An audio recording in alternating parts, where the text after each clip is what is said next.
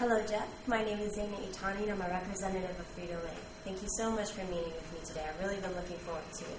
I heard you've also been promoted as a new district manager. Congratulations. I'm really looking forward to working with you. So, just for the sake of time, I went ahead and put together a quick agenda. The first thing that I wanted to talk about is District 5 relationships with Frito and also how salty snacks affect your business. Lastly, I wanted to talk about permanent as well as temporary solutions that Frito can align with District 5. So the first thing I did was I took the liberty of comparing District 5 compared to all the other districts in SafeRite. Now what I found was that your sales had actually decreased by 4.7% within the last year. Now, I found this a little bit interesting, especially since you have the most stores in the districts, as you know. So I went ahead and kind of further investigated to pinpoint why that was. Now this is what I found. Snacks that make up only 7% of your salty snack sales are having huge increases in the amount of exposure in your store.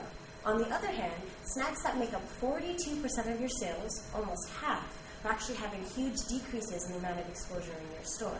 Now, I found this a little bit odd, especially because of the nature of salty snacks. What we have found is that salty snacks actually make up the most for expandable consumption. I know, Jeff, that you were telling me you were worried because you wanted to be equitable to vendors. However, as you can see, by decreasing the amount of shares that the most profitable brands were making, you're definitely going to be hurting your business. Now, the next thing that I wanted to talk about is something that I hear a lot from our customers, and that is, why does Frito-Lay need to be outside of the chip aisle if we already make up 68%? This is something, again, that I hear often. But what Frito-Lay has found is, the answer to this lies in the nature of salty snacks. Only 30% of people actually go down the chip aisle in the pursuit of actually buying snacks. So, if this is the case, how are salty snacks so profitable? Again, it goes back to how people buy. 80% of salty snack sales are impulsive, meaning 80% of people didn't expect to go ahead and buy chips, but they walked out of your stores with chips in hand. So how do we capitalize this? This takes me to what Frito-Lay likes to call the Great 8 locations. As you can see here, I have a heat map, and it shows you where the most traffic in your stores happens. And all the red is all around the perimeter. So we use this knowledge to our advantage by capitalizing on this with our different displays. Now, unfortunately, because of our time restraint, I can't go over every single one, but there's a couple that I wanted to capitalize on for you. The first one is something that you address. This first one addresses one of the issues you had, which was that you were going to have excess inventory. Champagne bottles, excess plasticware, just because of the New Year's coming in. So what we do with Frito-Lay is we actually cross-sell our snacks with these type of products. And this is actually a really good thing because it actually increases sales by 74%. I know that's something you're definitely excited about.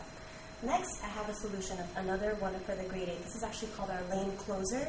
The great thing about this is not only does it have a large array of products, but it also moves on wheels, so it's very easy to move. Now, this not only capitalizes on the impulsive buying habits of people, but the 30% of people that actually want snacks actually expect these type of things to be at the end of your lanes. And this is kind of why we have these types of displays. Lastly, I wanted to talk about the big day, Super Bowl. It's coming up and it's rapidly approaching, as we both know.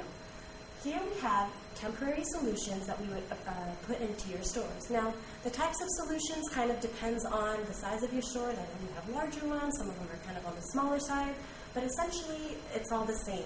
People walk in, they see the big field goals, they see the big Super Bowl stars. It definitely hypes up Super Bowl. It gets people to buy more, are excited for their parties. That's kind of really what the strength of these solutions are. Lastly, I have our ad planner for these solutions. I know the implementation date is going to be on December 26th, and we hope to roll out this ad planner January 1st, start of the year.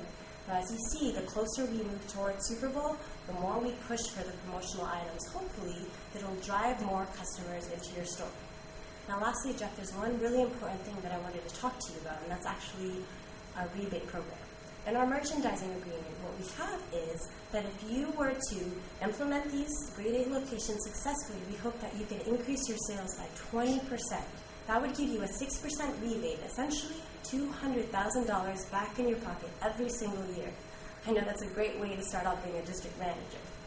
So Jeff, I know when we talked earlier, you told me these were just a couple of things that you had in mind that were kind of holding you back. I feel like I've really addressed them and helped you solve all the issues that you were having. I already took the liberty of printing up the merchandising agreement. I'm just waiting for your signature, and I'm really excited to get this ad planner rolling. Awesome. Thank you, Jeff. Forward to working with you.